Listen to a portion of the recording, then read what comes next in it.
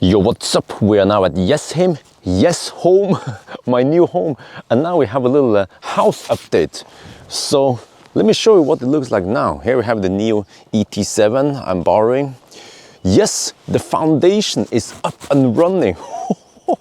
Man, it's a good feeling just seeing that we have started. I need to see what it will look like here. So yeah, let me see. I have to tell you guys that yeah, okay. Let's do a little tour, right? Do a little tour here. See, here we have the slope. This is going to be the ramp. You see that the road is slightly higher than the house, so we have a little ramp down here, and then where the excavator is, there's where the garage will be. And also we have prepared some pipes here. You will see that. Let me see, how is this again? Where is it? Over here? Yeah, we have I will have Waterborne heating on the floor of the garage. It's crazy. It's going to cost a bit extra, but it's awesome. And here we have the house. It's 10 times 15 meters roughly. So the ground here is for the house is 150 square meters, and we have 2 floors roughly. So that would be yeah, total usable space would be 270 square meters. You see, we have a little bit of some kind of foam, insulating foam here, same as they used here. There is also preparations here for, oh yeah, I wonder if this is this a pipe for the Waterborne stuff, or maybe it was that one. Yeah, and also all the plumbing, everything has been prepared here for where the bathroom will be. The kitchen will be over here, over that side. So here we have a washer room, or whatever you call it. Oh, this is they call it slug here. The sink over there, the drainage holes for the toilet. And then that one is for the second floor. So wow, wow, I'm getting excited now. Yeah, it's such a big house. I mean, we live in 120 square meters a day, and we're going to get 270. But you know, this is the future home for Isabel and maybe another child eventually. We'll see. Okay, so let me show you, by the way, more. You see here, okay, back here we have the little slope here, and then I guess I'll just kind of drive in here and then back the cars into the garage here, something like this. But also there's plenty of space. We have almost 10 meters from the house until that spot, so I can have several cars parked in front here, and I'm planning to have easy wall boxes, maybe 2 or 3 mounted on the side of the wall here of the house, but also 2 more easy boxes inside the garage. And then I want to connect them together with load balancing. Actually, maybe they don't have to be physically connected. You could just connect it to Wi-Fi, and then the software takes care of the rest via TIB or easy. I'm not sure how it works. But okay, let me go over here. So you see here, this is going to be the parking lot, or whatever you call it, in Norwegian, gårdsplassen, right? So plenty of space, and then here there's going to be a wall, like a support wall. You see, we have like 1 meter. There will also be some cool lights here.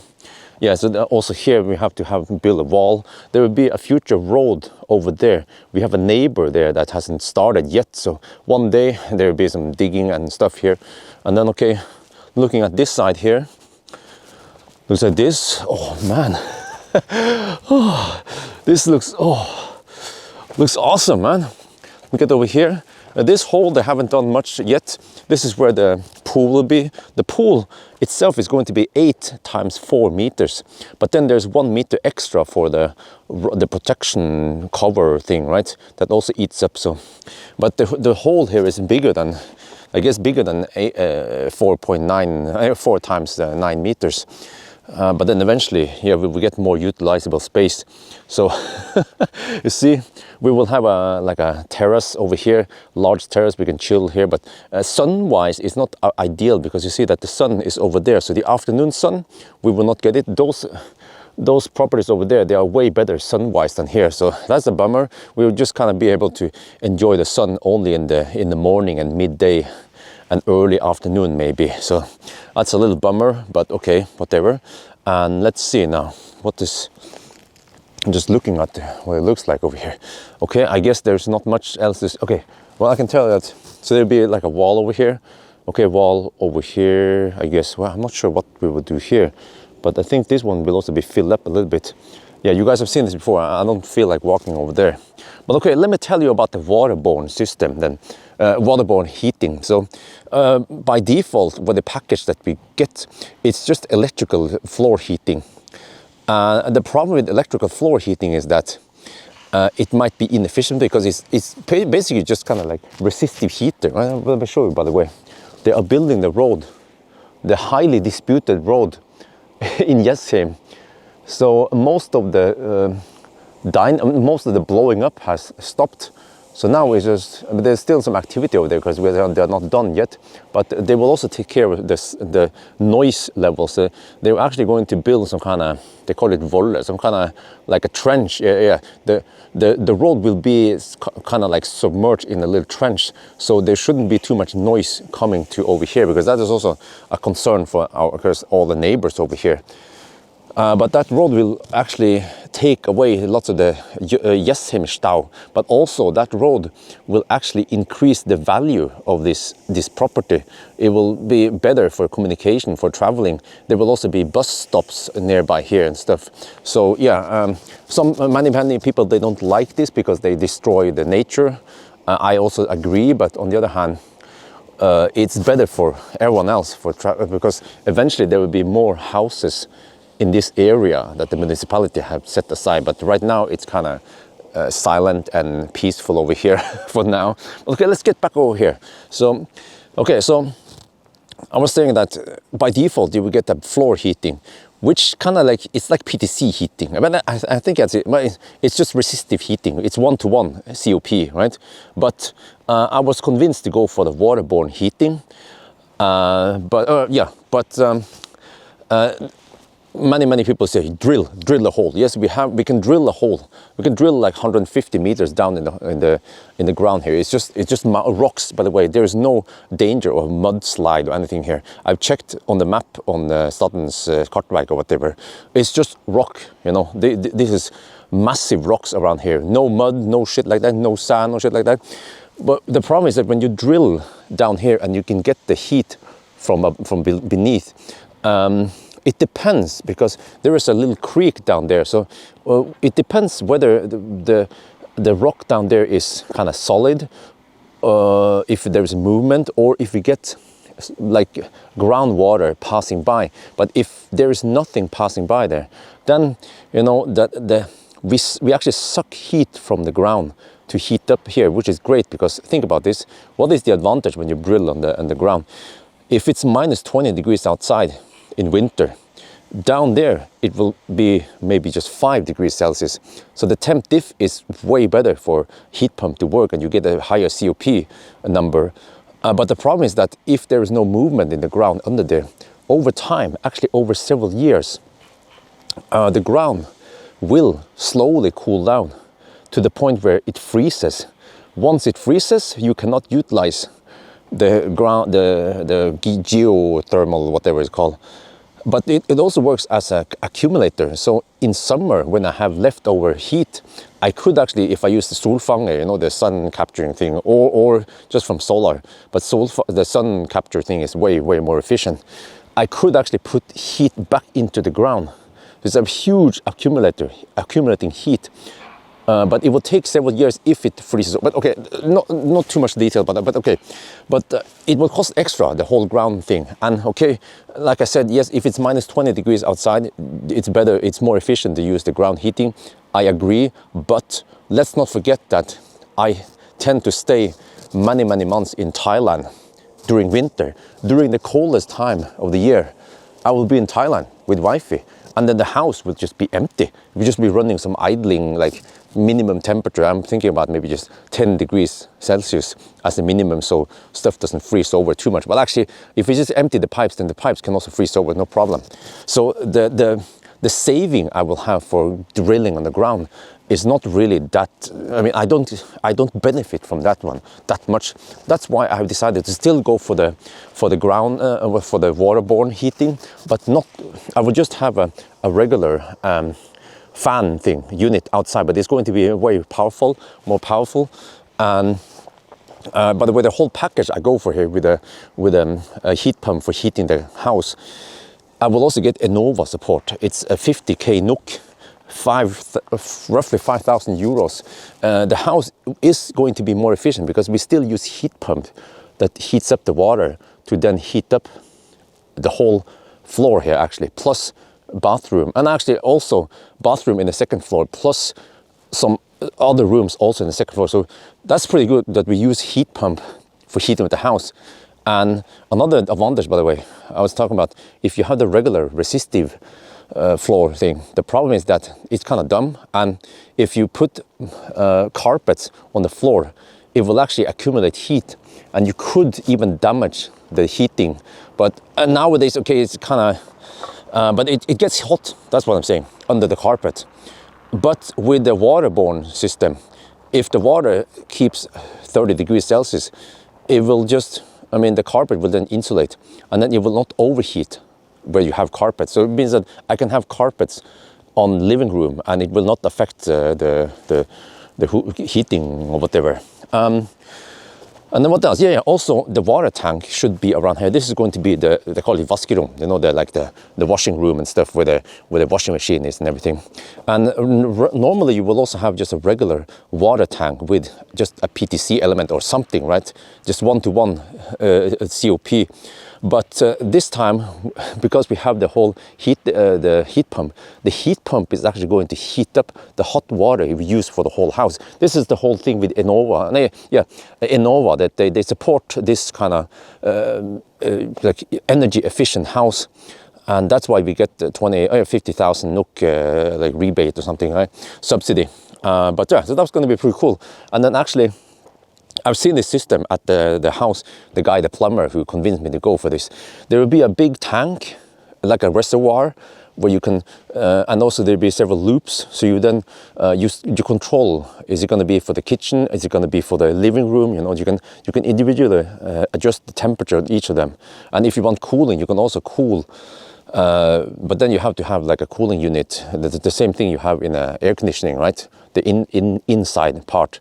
But yeah, so it's pretty cool because you can also kind of, there's a tap of the button and you can then say you want more water because we will have a bathtub on the second floor, main bathroom. Then you actually tell the system to create more hot water, and they will prioritize using the heat pump to create hot water so you can have a bath if you want to. So I like that idea that we use heat pump for everything here. But yeah, at least what I heard is that they have prepared here. So in case in the future I want to drill some shit, I can do that. But drilling down here when we have the house fully erected is going to be messy. So most likely I will not drill in the ground. Like I said, you guys are going to convince me, yeah, drill in the ground, bro. No, like I said, we stay in Thailand 2, 3, maybe sometimes even 4 months during winter. So the benefit of drilling in the ground is kind of not that great. And it's investment costs that we might never get back. But the whole, now we have an air to water system here, and it will work great, really. So I'm really excited about this. And also, like I said, yeah, and also we also heat up the floor of the garage. So there are some challenges by heating up the garage during winter. Many people, they actually leave it the same temperatures outside, because once stuff melts like saltsmutsfest, you might have problems. But the plumber who I talked to, I visited his house, he just built it not long time ago. He heated up the ground of his garage, and he found a way to make it work with a little bit of slope and everything so that the water doesn't accumulate. So he has a solution for it. So, and I want to get that one also. So yeah, very detailed about all this stuff, but I found it interesting. And also one very important thing that caught my attention. If you build this heating system here, we can then subtract the regular heating system in that package for the house. So there were several tens of thousands of NOK that we could deduct from that one. But also one other thing, with this, you know, normally every house, I don't know if you see it there, that one has a chimney. Yeah, over there, those houses, they have a chimney. By default, every house in Norway, it's required by law to have a chimney, because there's like it's like an means of heating in case of, I don't know, a war or some shit, or in case the electricity goes out. But the electricity in Norway is dead stable. It's super stable. You get a power outage once every 5 years maybe, because they are upgrading some electricity. So, but okay, that's the law. You have to have a chimney. And then in the original plan, we're supposed to have a chimney in the middle somewhere, plus a little fireplace, right? With this heating system that I explained now, either you drill or you take it from outside, the air to heating, we can then remove the chimney. Then it's allowed to remove the chimney. I was like, damn. So removing the chimney and the stove, the fireplace, actually was a 50k NOK deduction. So I was like, so it means that the system I'm investing in now, okay, it's gonna cost extra, but I like it, it's pretty cool. And since I build it now, I should really invest in it. And overall, I'm going to save it. I mean, yeah, I might get a return of investment after 10 years. I don't know, but I just like the idea of having this way more efficient system. And also, one other thing I should mention, by the way, in case of cooling, you know, if it's really hot outside and you need to cool the house, then if you have a air heat pump, you can then cool, but the cooling power might be 1 kilowatt, for example, right? If you have ground, if you drill on the ground, it's super efficient. You just have to scavenge like 5 degrees Celsius, or I don't know how much it is, right? Let's say 4 degrees Celsius from the ground up here, and then only just circulate it. So cooling in summer might not take more than, let's say, 100 watt, 50 watt, just running the fan through the radiator. So the ground system here is super efficient for cooling the house. But however, in Norway, we rarely get 25, 28 degrees Celsius. We only get it once or twice, 2-3 weeks per year, right? So, and the house is actually also well insulated. So I think the need for cooling is not that great. And there are other solutions for cooling. You can actually, in the morning hours, we get some sun this direction. You can have sun shades. It has to be outside, not inside. Then it's kind of pointless. Or we can even have some heat rejective film on the glass. So there are lots of ways to passively solve the problem, because it's Norway, it's not Thailand. In Thailand, this would make perfect sense to have the cooling stuff here. But okay, so anyway, lots and lots of technical detail. I was super interested in this, and I explained to you guys how it is. So what's up over there, by the way? There's a van coming, but it's not for this one. They are just resting right now. So yeah, now you guys have seen it, huh? What do you think? Huh? And then all this stuff that I mentioned now, we have already decided.